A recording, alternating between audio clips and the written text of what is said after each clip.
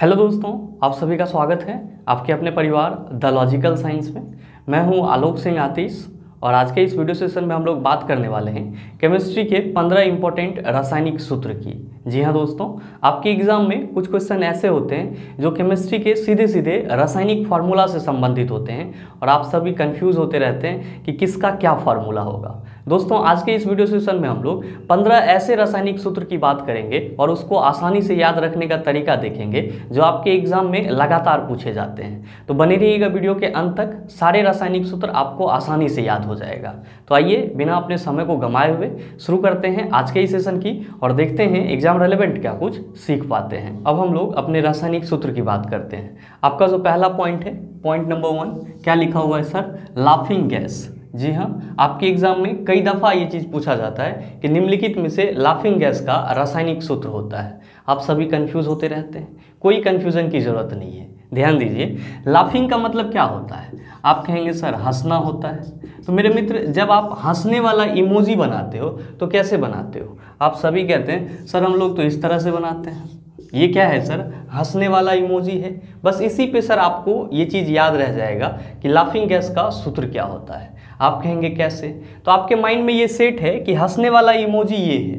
मैं क्या कह रहा हूँ कि सर यहाँ पे आप थोड़ा सा परिवर्तन कर दीजिए। वो परिवर्तन क्या कीजिए कि मान लीजिए कि एक और इमोजी हम लोग बनाते हैं और यहाँ पे जो ये आपको ओ जैसा दिख रहा है इसको आप एन कर दीजिए और यहाँ पे ओ को रहने ही दीजिए और ये जो आपको मुंह दिख रहा है इसको आप थोड़ा सा ऐसे कर दीजिए। अब देखिए, आपको लग रहा होगा कि आप सीधे सीधे सर N2O की बात कर रहे हैं। बिल्कुल सर, लाफिंग गैस का फॉर्मूला ही होता है। क्या होता है सर? N2O होता है। और ध्यान में रखिएगा, N2O का रासायनिक नाम क्या होता है? तो सर नाइट्रस ऑक्साइड होता है। N2O का रासायनिक नाम क्या होता है? नाइट्रस ऑक्साइड होता है। मेरे मित्र, अब ये चीज़ आपको आसानी से याद रहेगा। कैसे याद रहेगा?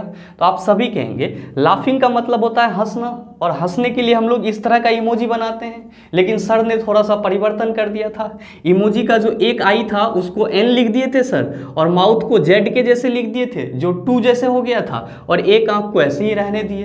तो हो गया सर लाफिंग गैस का फॉर्मूला N2O और इसका रासायनिक नाम क्या होता है? नाइट्रस ऑक्साइड होता है। तो अब ये चीज़ आपके माइंड में आसानी से सेट हो जाएगा। ध्यान दीजिए, आपका दूसरा पॉइंट है वाटर गैस। कई बार ये चीज़ आपके एग्जाम में पूछा जाता है कि वाटर गैस का रासायनिक सूत्र क्या होता है। ध्यान दीजिएगा, यहाँ पे मैंने तीसरे नंबर पे प्रोड्यूसर गैस भी लिखा है और दोनों में कुछ ना कुछ रिलेशन है। अगर एक आपको याद रह जाता है तो दूसरा आसानी से याद रहेगा। आप कहेंगे सर ये याद कैसे रहेगा? तो मेरे मित्र यहाँ पे देखिए, वाटर गैस लिखा हुआ है तो जाहिर सी बात है यहाँ पे हम लोग वाटर की बात करेंगे तो बिल्कुल यहाँ पे ब्रैकेट में हम लोग H2O लिख लेते हैं। ठीक है सर, वाटर गैस की बात की जा रही है तो हमने यहाँ पे ब्रैकेट में H2O लिख लिया। अब ध्यान दो कि यहाँ पे गैस है, जब आप पानी को गर्म करते हैं तो पानी आपका क्या होता है सर? भाप बनना शुरू हो जाता है, यानी कि वो उड़ना शुरू हो जाता है। तो मान लेते हैं कि सर यहाँ पे जो आपका वाटर है इसमें से हाइड्रोजन क्या हो जा रहा है सर? उड़ना शुरू हो जा रहा है, यानी कि बाहर निकल जा रहा है। तो आप कहेंगे कि सर जब हाइड्रोजन यहाँ से निकलेगा इसका मतलब ये हुआ कि सिर्फ और सिर्फ ऑक्सीजन यहाँ पे बच जाएगा, हाइड्रोजन क्या हो जाएगा सर? निकल जाएगा। तो ध्यान दीजिएगा थोड़ा सा, यहाँ पे आप कह रहे हैं कि वाटर गैस का मतलब हुआ कि सर इसमें कहीं ना कहीं वाटर होगा, कहीं ना कहीं वाटर होगा और जब वाटर को गर्म करेंगे तो हाइड्रोजन उससे बाहर आ जाएगा। तो आपने इसी चीज़ को यहाँ पे लिख दिया है कि चलो सर यहाँ पे ऑक्सीजन बच गया और हाइड्रोजन बाहर आ गया। मेरे मित्र ध्यान में रखना कि जब ये हाइड्रोजन आपका बाहर आएगा तो आप यहाँ पे देख रहे हो कि कहीं ना कहीं ये C जैसे लग रहा है और ये कैसा लग रहा है सर? O जैसे लग रहा है और यहाँ पे ये प्लस के साइन जैसा लग रहा है। इसका मतलब ये हुआ कि CO प्लस H2 को हम लोग क्या कहते हैं? तो सर वाटर गैस कहते हैं। CO प्लस H2 को क्या कहते हैं? वाटर गैस कहते हैं। आप इसको अब चाहें तो इस तरह से भी लिख सकते हैं सर CO प्लस H2 यानी कि कार्बन मोनोऑक्साइड और हाइड्रोजन का जो मिश्रण होता है क्या कहलाता है सर? वाटर गैस कहलाता है। आसानी से याद रख सकते हैं। आपको इसमें कहीं से भी लॉजिक नहीं लगाना है कि सर ये ऐसे कैसे हो गया। बस आपको फन के लिए मैं बता रहा हूँ ताकि आप इस चीज़ को रिलेट कर पाएँ और आप सही से इसको अपने माइंड में सेट कर पाएँ। देखिए, नेक्स्ट है आपका प्रोड्यूसर गैस। तो भाई अब इस दोनों में मैंने पहले ही बोला कि रिलेशन होगा। क्या रिलेशन होगा? तो दोनों में ही कार्बन मोनोऑक्साइड होगा। यहाँ पे कार्बन मोनोऑक्साइड है तो यहाँ भी कार्बन मोनोऑक्साइड होगा। लेकिन आपको हमेशा ध्यान में रखना है कि प्रोड्यूसर जहाँ पे लिखा हुआ रहेगा वहाँ पे आप क्या करेंगे सर, नाइट्रोजन लगा देंगे। यानी कि कार्बन मोनोऑक्साइड और नाइट्रोजन का मिश्रण क्या कहलाता है, प्रोड्यूसर गैस कहलाता है। कार्बन मोनोऑक्साइड और हाइड्रोजन का मिश्रण क्या कहलाता है, तो सर वाटर गैस कहलाता है। नेक्स्ट है आपका मार्स गैस। कई बार पूछा जाता है और लड़के कंफ्यूज होते रहते हैं कि मार्स गैस का क्या रासायनिक सूत्र होगा। सब एकदम पूरी तरह से डिप्रेशन में चले जाते हैं कि भाई अब ये तो याद ही नहीं रहेगा। भाई मेरे हमेशा ध्यान में रखना कि मार्स गैस को हम लोग क्या बोलते हैं, मीथेन बोलते हैं। मार्स गैस को क्या बोलते हैं, मीथेन। अब आप में से बहुत सारे मित्र कहेंगे कि सर मीथेन का रासायनिक सूत्र अगर ना याद रहे तो हम लोग फिर स्टूडेंट काहे का है। आप सबों को मालूम है कि मीथेन का रासायनिक फार्मूला क्या होता है, CH4 होता है। तो आपसे जहां भी ये पूछा जाए मार्स गैस का रासायनिक सूत्र क्या होता है, आप कहेंगे CH4। और ऐसे आप ध्यान में रखेंगे मार्स गैस किसको बोला जाता है, मीथेन को बोला जाता है। नेक्स्ट है आपका सोडा। ये भी बहुत सारे एग्जाम में आपको परेशान करता है कि निम्नलिखित में से सोडा का रासायनिक सूत्र क्या होता है। भाई मेरे जब भी आपसे सोडा पूछा जाए तो आप एक चीज याद रख लेना कि सोडा का जो रासायनिक नाम होता है, सोडा का जो केमिकल नेम होता है वो क्या होता है। तो आप सभी ध्यान में रखना कि सर सोडा का केमिकल नेम पोटेशियम नाइट्रेट होता है। सोडा का केमिकल नेम क्या होता है सर, पोटेशियम नाइट्रेट होता है। आपसे पूछा जा रहा है इसका रासायनिक सूत्र क्या होगा, आप कह रहे हैं इसका रासायनिक नाम पोटेशियम नाइट्रेट होता है। भाई मेरे आप ये बताओ कि पोटेशियम का सिंबल क्या होता है, आप कहेंगे सर K होता है। जब आप नाइट्रेट की बात करते हैं तो आप सभी क्या कहते हैं, आप सभी कहते हैं सर NO3 को हम लोग नाइट्रेट कहते हैं। तो लीजिए पोटेशियम के जगह हमने K रख दिया और नाइट्रेट के जगह NO3 रख देते हैं। तो भाई आपका ये रासायनिक सूत्र बन गया KNO3। यानी कि सोडा का रासायनिक सूत्र क्या होगा, तो आप कहेंगे KNO3। इसका रासायनिक नाम क्या होता है, पोटेशियम नाइट्रेट होता है। मेरे मित्र ये सारी चीज़ें मैं बस आपको एक माइंड को फ्रेश करने के लिए बता रहा हूँ। आप ये मत समझना कि सर इसमें कोई लॉजिक है, इसको बड़ा रटना पड़ेगा। बस एक दो बार आप वीडियो को आसानी से देखेंगे कूल होकर के, तो मेरे समझ से ये चीज़ आपके माइंड में आसानी से सेट हो जाएगा। आइए और भी इस तरह के इंपॉर्टेंट फार्मूला है उसको भी डिस्कस करते हैं, लेकिन उससे पहले अगर आप लिखना चाहें तो वीडियो को पॉज करके इन सारी चीज़ों को नोट डाउन कर सकते हैं। आपका जो अगला पॉइंट है, पॉइंट नंबर 6, क्या लिखा हुआ है सर, बेकिंग सोडा। ध्यान दीजिएगा नीचे पॉइंट नंबर 7 में धोवन सोडा भी लिखा हुआ है और यहाँ पे फिर 8 में कास्टिक सोडा लिखा हुआ है। यानी कि इस तीनों में क्या लिखा हुआ है सर, सोडा लिखा हुआ है। तो मेरे मित्र ध्यान में रखना, जहाँ भी आपको सोडा लिखा हुआ मिले तो आप समझ जाना कि एक चीज़ तो इसमें कॉमन होगा, सोडियम तो होगा ही होगा। तो हम सभी क्या करते हैं कि सर बेकिंग सोडा में भी यहाँ पे सोडियम लिख दे रहे हैं और यहाँ पे धोवन सोडा में भी सोडियम लिख दे रहे हैं और कास्टिक सोडा में भी यहाँ पे क्या कर रहे हैं सर, सोडियम लिख दे रहे हैं। तो जहाँ भी आपको सोडा मिले तो समझ जाना कि सोडियम तो होगा ही, सोडा से सोडियम, ये आसानी से याद रहेगा। अब देखो सर यहाँ पे बात की जा रही है बेकिंग सोडा की। बेकिंग सोडा का मतलब क्या होता है सर, खाने वाला सोडा, जिससे हम लोग खाना पकाने में यूज़ करते हैं जिस सोडा का, उसको हम लोग क्या कहते हैं, बेकिंग सोडा कहते हैं। अब बेकिंग सोडा तो आप घर में बनाते नहीं हो, इसको आप क्या करते हो सर, मार्केट से बाई करते हो, यानी कि खरीदते हो।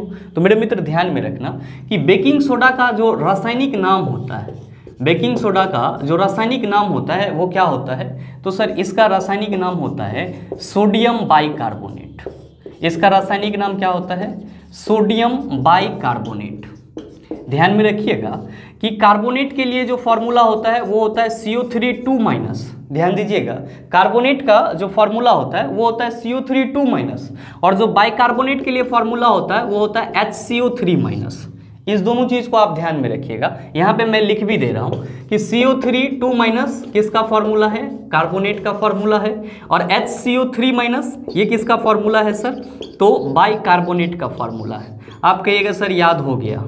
जब हमको बेकिंग सोडा का रासायनिक नाम याद रहेगा, इसका रासायनिक सूत्र भी आसानी से याद रहेगा। आप कहिएगा कैसे, तो आप कह रहे हैं बेकिंग सोडा का रासायनिक नाम होता है सोडियम बाइकार्बोनेट। सोडियम तो आपने पहले ही लिख दिया है। आप कह रहे हैं सर बाइकार्बोनेट का फॉर्मूला होता है HCO3-। तो हम यहाँ पे क्या कर रहे हैं सर, NaHCO3 लगा दे रहे हैं। देखिए आपका फॉर्मूला बन के तैयार है कि बेकिंग सोडा का रासायनिक सूत्र क्या होगा, आप सभी कहेंगे NaHCO3 होगा। बस आपको यहाँ पे ये ध्यान में रख लेना है, कार्बोनेट CO3 और बाइकार्बोनेट का फॉर्मूला क्या होता है, तो HCO3। ध्यान में रखिएगा, CO3 इसीलिए लिखते हैं कि कार्बोनेट का वैलेंसी 2 होता है और बाइकार्बोनेट का वैलेंसी 1 होता है। हम लोग डिस्कस करेंगे एक अलग वीडियो में रेडिकल्स क्या होता है, मूलक क्या होता है, और जो आप यहाँ पे ये कार्बोनेट, बाइकार्बोनेट, सल्फेट ये सारे चीज देखते हैं, इसको हम लोग केमिस्ट्री में मूलक बोलते हैं, रेडिकल्स बोलते हैं। इसका भी एक अलग वीडियो देंगे, लेकिन उससे पहले आप ये सभी इसको बस साधारण भाषा में याद रख लीजिएगा कि कार्बोनेट CO3 होता है और बाइकार्बोनेट HCO3 होता है। ध्यान दीजिए, बेकिंग सोडा तो आपको आसानी से याद रह जाएगा कि सर इसका रासायनिक नाम सोडियम बाइकार्बोनेट होता है। और ऐसे भी आप हमेशा ध्यान में रखिएगा कि खाने वाला सोडा तो आप अपने घर में बनाएंगे नहीं, इसको मार्केट से ही खरीद के लाएंगे। तो सोडियम बाइकार्बोनेट, तो सोडियम पहले लिख दिए और फिर बाइकार्बोनेट का जो फॉर्मूला था वो लगा दिए। अब देखिए यहाँ पे है धोवन सोडा, इसका भी आपको क्या याद रखना है सर, रासायनिक नाम याद रखना है। इसका रासायनिक नाम क्या होता है, तो सर सोडियम कार्बोनेट इसका रासायनिक नाम होता है। सोडियम कार्बोनेट इसका रासायनिक नाम होता है। तो एक चीज तो आपने पहले लगा दिया है सर, सोडियम तो पहले लगा दिया है। ध्यान दीजिएगा, कार्बोनेट है इसमें लिखा हुआ, तो CO3 है। जब हम लोग सोडियम कार्बोनेट के लिए या किसी भी बाइनरी कंपाउंड के लिए फार्मूला बनाते हैं, रासायनिक सूत्र बनाते हैं, तो क्या करते हैं, तो आप सभी कहते हैं सर पहले जो तत्व की बात की जा रही है उस दोनों तत्व को लिख देते हैं। तो यहाँ पे सोडियम की बात की जा रही है और कार्बोनेट की बात की जा रही है, तो हम लीजिए यहाँ पे सोडियम पहले लिख दे रहे हैं और कार्बोनेट यहाँ पे लिख दे रहे हैं। फिर क्या करते हैं, तो आप कहते हैं सर जो दोनों का वैलेंसी होता है उसको हम लोग पहले लिख देते हैं। तो सोडियम का वैलेंसी कितना होता है, आप कहिएगा सर 1 होता है। कार्बोनेट का वैलेंसी कितना है, आप कहेंगे सर 2 होता है। तो जब आप इसको क्रॉस मल्टीप्लिकेशन करते हैं सूत्र बनाने के लिए, तो आप सभी क्या कहते हैं सर, Na2CO3। क्या कहते हैं सर, Na2CO3। दैट मीन्स ये हुआ कि यहाँ पे जो सोडियम कार्बोनेट की बात की जा रही है उसका रासायनिक सूत्र क्या हो जाएगा, Na2CO3 हो जाएगा। लेकिन ये आपका पूरा नहीं हुआ है, ध्यान में रखिएगा कि जब हम लोग धोवन सोडा इसको बोल रहे हैं, इसका मतलब ये कपड़ा धोने वाला सोडा होगा, और कपड़ा धोने के लिए आपको पानी की भी जरूरत पड़ती है। तो आप ऐसे समझ लीजिए कि कपड़ा धोने के लिए तो आपको सोडा और पानी दोनों की जरूरत पड़ेगी। तो सोडा तो आप क्या देंगे, Na2CO3, लेकिन पानी वाला मॉलिक्यूल्स कैसे याद रहेगा, तो बस सिंपल वे में मान लीजिए कि कपड़ा धोने के लिए आपको 10 बाल्टी पानी की जरूरत होती है, यानी कि Na2CO3 10H2O क्या हो जाएगा सर, तो आपके धोवन सोडा का रासायनिक सूत्र हो जाएगा।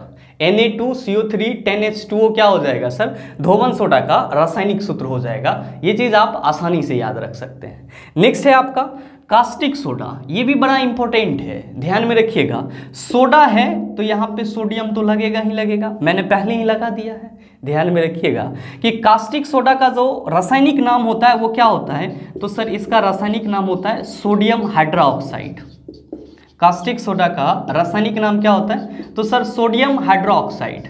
अब यहाँ पे हाइड्रोक्साइड है, आप सबों को मालूम होगा कि जितने भी बेस होते हैं उनमें क्या होता है सर, हाइड्रोक्सिल ग्रुप होता है। और हाइड्रोक्सिल ग्रुप हम लोग किसको बोलते हैं, आप सभी कहेंगे सर हाइड्रोक्सिल ग्रुप हम लोग OH- को बोलते हैं। OH- को क्या बोलते हैं हम लोग सर, हाइड्रोक्सिल ग्रुप बोलते हैं। यहाँ पे जो कास्टिक सोडा की बात की जा रही है और आप कह रहे हैं कि सर इसका रासायनिक नाम सोडियम हाइड्रोक्साइड है, तो जाहिर सी बात है कि इसमें OH- है, मतलब ये भी एक बेस है। इसका रासायनिक सूत्र क्या हो जाएगा, तो सर आप लिखेंगे सर NaOH। क्या लिखेंगे सर, NaOH। ध्यान में रखिएगा कि NaOH क्या है, तो एक प्रकार का बेस है, एक प्रकार का भस्म है। क्यों है, क्योंकि इसमें OH- हाइड्रोक्सिल ग्रुप लगा हुआ है। तो आप इसको हमेशा ध्यान में रखेंगे कि कास्टिक सोडा का रासायनिक नाम क्या होता है, सोडियम हाइड्रोक्साइड होता है, और इसका रासायनिक सूत्र क्या होता है, NaOH होता है। ध्यान में रखिएगा कि हम लोग जो साबुन लगाते हैं उसमें इसी कास्टिक सोडा का यूज किया जाता है, तो आप इस चीज का भी ख्याल रखिएगा। आपके एग्जाम में कई दफा ये चीज पूछ लिया जाता है। नेक्स्ट है आपका पॉइंट नंबर 9, साधारण नमक। भाई कहने की कोई जरूरत नहीं है, साधारण नमक वही नमक जिसको हम लोग खाने में यूज करते हैं, और आप सबों को मालूम है कि साधारण नमक का जो रासायनिक नाम होता है वो होता है सोडियम क्लोराइड। क्या होता है, सोडियम क्लोराइड। भाई अगर आपको किसी भी यौगिक का रासायनिक नेम याद है तो उसका फॉर्मूला आप आसानी से याद रख सकते हो। अब देखो यहाँ पे साधारण नमक का रासायनिक नाम आप क्या कह रहे हो, तो सर सोडियम क्लोराइड। अब यहाँ पे देखो कि सोडियम पहले है तो हमने पहले सोडियम को लिख दिया। अब यहाँ पे क्लोराइड है, मतलब क्या, क्लोरीन की बात की जा रही है, तो लीजिए हम यहाँ पे Cl लगा दिए, क्लोरीन आ गया आपका, यानी कि साधारण नमक का रासायनिक सूत्र क्या हो जाएगा, आप सभी कहेंगे सर NaCl हो जाएगा। मेरे मित्र ध्यान में रखिएगा, आपके एग्जाम में कभी कभी ये भी पूछ लिया जाता है कि टेबल साल्ट के नाम से निम्नलिखित में से कौन सा जाना जाता है, तो आप सभी ध्यान में रखेंगे साधारण नमक को ही हम लोग क्या कहते हैं, टेबल साल्ट भी कहते हैं। आप कहिएगा टेबल साल्ट क्यों कहते हैं, तो जब आप होटल में जाते हैं खाना खाने के लिए तो आपको होटल के टेबल पे दो चीज़ हमेशा मिलेगा, पहला एक नमक का छोटा सा डब्बा और दूसरा पानी का वहाँ पे जो मग होता है, तो ये दो चीज़ आपको वहाँ पे हमेशा मिलेगा। तो चूंकि होटल में जो आपका टेबल होता है उस पे नमक हमेशा रखा हुआ रहता है, इसीलिए इसका क्या नाम पड़ गया सर, टेबल साल्ट नाम पड़ गया। तो आप ऐसे भी इसको सोच सकते हैं। नेक्स्ट है आपका पॉइंट नंबर 10, संगमरमर। मेरे मित्र ध्यान में रखिएगा कि संगमरमर को ही हम लोग क्या बोलते हैं, खड़िया भी बोलते हैं। संगमरमर को क्या बोलते हैं, खड़िया भी बोलते हैं। ध्यान में रखिएगा कि संगमरमर का रासायनिक सूत्र क्या होता है, तो सर इसका रासायनिक सूत्र होता है कैल्शियम कार्बोनेट, सॉरी इसका रासायनिक नेम होता है कैल्शियम कार्बोनेट। इसका रासायनिक नेम क्या होता है सर, कैल्शियम कार्बोनेट होता है। अब बताइए आपको इसका फॉर्मूला आ गया होगा आपके माइंड में, आप कहेंगे कैसे, तो आप कहेंगे सर कैल्शियम है तो ये Ca हो जाएगा, और कार्बोनेट यहाँ तो आपने पूरे बताया है, कार्बोनेट CO3 2-, इसका मतलब ये हुआ कि सर जब भी हमसे संगमरमर या खड़िया का रासायनिक सूत्र पूछा जाएगा तो हम लोग क्या कहेंगे, CaCO3। क्या कहेंगे सर, CaCO3। तो आप इसको हमेशा ध्यान में रखिएगा, संगमरमर या फिर खड़िया इनका रासायनिक सूत्र क्या होता है सर, कैल्शियम कार्बोनेट होता है। उम्मीद करते हैं आप समझ पाए होंगे। थोड़ा भी इसको हैवी नहीं बनाना है, बस हल्का फुल्का लेना है, आसानी से याद रहेगा। आइए और भी कुछ इस तरह के इंपॉर्टेंट पॉइंट हैं उसको भी डिस्कस करते हैं, लेकिन उससे पहले अगर आप नोट करना चाहते हैं तो वीडियो को पॉज करके इन सारे चीज़ों को नोट डाउन कर सकते हैं। आपका जो अगला पॉइंट है, पॉइंट नंबर 11, क्या लिखा हुआ है सर, जिप्सम लिखा हुआ है। अब देखिए इसके लिए बहुत सारे लोग ट्रिक बनाते रहते हैं, किसी का जीप चुरा लोगे तो केस हो जाएगा, लेकिन ये सब चीज़ आपके माइंड में लंबे समय तक नहीं रहेगा। बस आपको ऐसे ध्यान में रखना है कि जिप्सम का रासायनिक नाम क्या होता है। अगर आपको किसी भी यौगिक का रासायनिक नाम याद है तो आप उसका फॉर्मूला आसानी से याद रख सकते हैं। मैंने कई बार बोला है, ध्यान दीजिएगा बस इसी बात पे। जिप्सम का रासायनिक नाम होता है कैल्शियम सल्फेट। जिप्सम का रासायनिक नाम क्या होता है, तो सर कैल्शियम सल्फेट होता है। और आप सबों को मालूम है कि कैल्शियम के लिए सिंबल क्या लिखते हैं, तो सर Ca लिखते हैं। लेकिन आप सभी कहेंगे कि सर सल्फेट के लिए क्या फार्मूला लिखेंगे, तो अभी जस्ट हम लोगों ने पीछे कार्बोनेट का बात करा था, यहाँ पे सल्फेट की बात कर लेते हैं। जब भी आपको क्वेश्चन में सल्फेट लिखा हुआ मिले तो आप समझ जाना कि इसकी बात की जा रही है सर SO4 2- की बात की जा रही है। किसकी बात की जा रही है सर, SO4 2- की बात की जा रही है। तो यहाँ पे हम लोग कह रहे हैं कि जिप्सम का रासायनिक नाम क्या है, कैल्शियम सल्फेट है। तो यहाँ पे हम लोग कैल्शियम के लिए Ca लिख दिए और यहाँ पे सल्फेट के लिए SO4 लिख देते हैं। लेकिन ध्यान में रखिएगा कि CaSO4 जिप्सम का पूरा रासायनिक सूत्र नहीं होता है। क्यों नहीं होता है कि सर जिप्सम में 2 मॉलिक्यूल्स वाटर का भी होता है। तो हम सभी जब इसका पूरा रासायनिक सूत्र लिखते हैं तो यहाँ पे डॉट लगा करके 2H2O लिख देते हैं। अब ये क्या हो गया सर अब ये जिप्सम का पूरा रासायनिक सूत्र हो गया।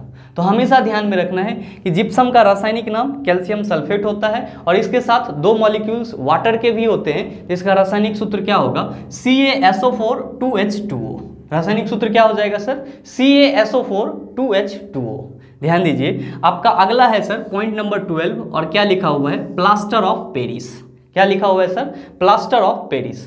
ध्यान में रखिएगा कि इसका और इसका दोनों का कुछ ना कुछ रिलेशन होता है। क्या रिलेशन होता है, तो सर जब आप जिप्सम को गर्म करते हैं, जिप्सम को क्या करते हैं सर, गर्म करते हैं, कितना डिग्री सेल्सियस पर, 110 डिग्री सेल्सियस पर। तो देखिए यहाँ पे CaSO4 2H2O लिख रहे हैं सर, और इसको क्या कर रहे हैं सर, 110 डिग्री सेल्सियस पर गर्म कर रहे हैं। तो गर्म करेंगे तो आप बताइए क्या होगा, आप सभी कहेंगे कि सर इसमें से पानी निकलना शुरू हो जाएगा, पानी बॉयल होना शुरू हो जाएगा। हम यहाँ पे क्या कह रहे हैं कि जब आप जिप्सम को 110 डिग्री सेल्सियस पर गर्म कीजिएगा तो इसका आधा पानी क्या हो जाएगा, बाहर निकल जाएगा, यानी कि बाहर आ जाएगा। तो आप ये कह सकते हैं कि तब ये सर हो जाएगा CaSO4, आप कह रहे हैं आधा पानी बाहर निकल जाएगा, यानी कि ½ H2O। तो हमेशा ध्यान में रख लेना है सर कि प्लास्टर ऑफ पेरिस का रासायनिक सूत्र क्या होता है, तो CaSO4 हाफ H2O। ध्यान में रखिएगा इसका रासायनिक नेम क्या होता है, तो सर इसको हम लोग कैल्शियम सल्फेट हेमीहाइड्रेट बोलते हैं। क्या बोलते हैं सर? Calcium sulphate hemihydrate. तो आप चाहें तो रासायनिक नाम को भी याद रख सकते हैं। आपको हमेशा ध्यान में रखना है कि जब जिप्सम को 110 डिग्री सेल्सियस पर गर्म किया जाएगा तो उसका आधा पानी क्या हो जाएगा, उड़ जाएगा, यानी कि CaSO4 हाफ H2O बचेगा और ये क्या होगा, प्लास्टर ऑफ पेरिस का रासायनिक सूत्र होगा। आपका जो अगला पॉइंट है, पॉइंट नंबर 13, क्या लिखा हुआ है, बुझा हुआ चूना। मेरे मित्र आप सभी बताओ कि चूना का रासायनिक सूत्र क्या होता है। आप सभी झट से कहेंगे कि सर चूना का रासायनिक सूत्र तो कैल्शियम ऑक्साइड होता है। चूना का रासायनिक सूत्र क्या होता है, कैल्शियम ऑक्साइड होता है। ध्यान में रखिएगा कि CaO को हम लोग बिना बुझा हुआ चूना भी कहते हैं। CaO को हम लोग बिना बुझा हुआ चूना भी कहते हैं, तो आप इसको भी ध्यान में रख लेना।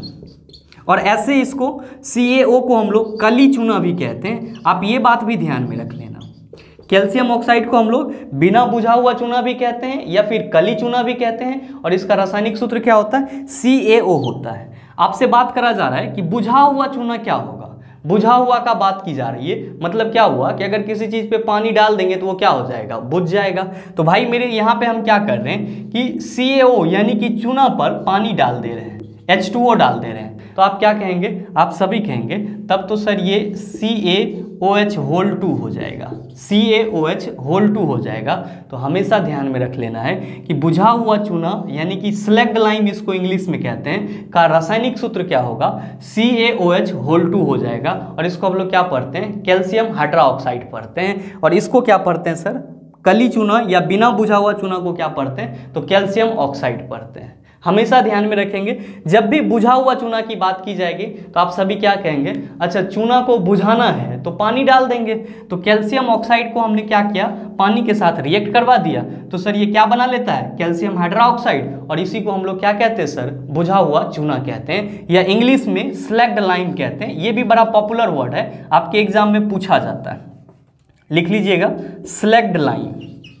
स्लैग्ड लाइम जिसका मतलब क्या होता है सर, बुझा हुआ चूना होता है। नेक्स्ट यहाँ पे लिखा हुआ है सर 14 नंबर में ब्लीचिंग पाउडर। ध्यान दीजिए, ब्लीचिंग पाउडर का भी रिलेशन कहीं ना कहीं बुझा हुआ चूना से है। आप कहिएगा सर कैसे, तो ध्यान दीजिए, ब्लीचिंग पाउडर बनाने में कैल्शियम हाइड्रोक्साइड का उपयोग किया जाता है। ब्लीचिंग पाउडर बनाने में किसका उपयोग किया जाता है, तो सर कैल्शियम हाइड्रोक्साइड का उपयोग किया जाता है।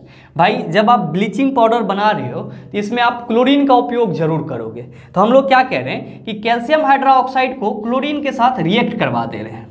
कैल्शियम हाइड्रोक्साइड को क्या कर दे रहे हैं सर, क्लोरीन के साथ रिएक्ट करवा दे रहे हैं। भाई आप बात कर रहे हो ब्लीचिंग पाउडर की, तो जाहिर सी बात है इसमें पानी नहीं होना चाहिए, पाउडर तो सूखा होता है। तो हम लोग क्या करते हैं कि यहाँ पे जो 2 मॉलिक्यूल्स ऑक्सीजन है और 2 मॉलिक्यूल्स हाइड्रोजन है, इसमें से हम लोग पानी को बाहर निकाल लेते हैं। सर जब आप पानी को बाहर निकालेंगे तो आप सभी क्या कहेंगे कि सर ये प्लस H2O हो जाएगा। इसका मतलब ये हुआ कि यहाँ से जो 2 हाइड्रोजन था उसको हमने बाहर ले लिया और 2 ऑक्सीजन था तो उसमें से 1 ऑक्सीजन बाहर ले लिया, तो हमारा पानी तो निकल गया बाहर। अब क्या बचा सर, तो सर अब बचा कैल्शियम और एक O, यहाँ पे 1 ऑक्सीजन तो बचा हुआ है और यहाँ पे क्लोरीन, तो यहाँ पे CaOCl2, ये क्या हो गया सर, ये सर आपका ब्लीचिंग पाउडर का रासायनिक सूत्र हो गया।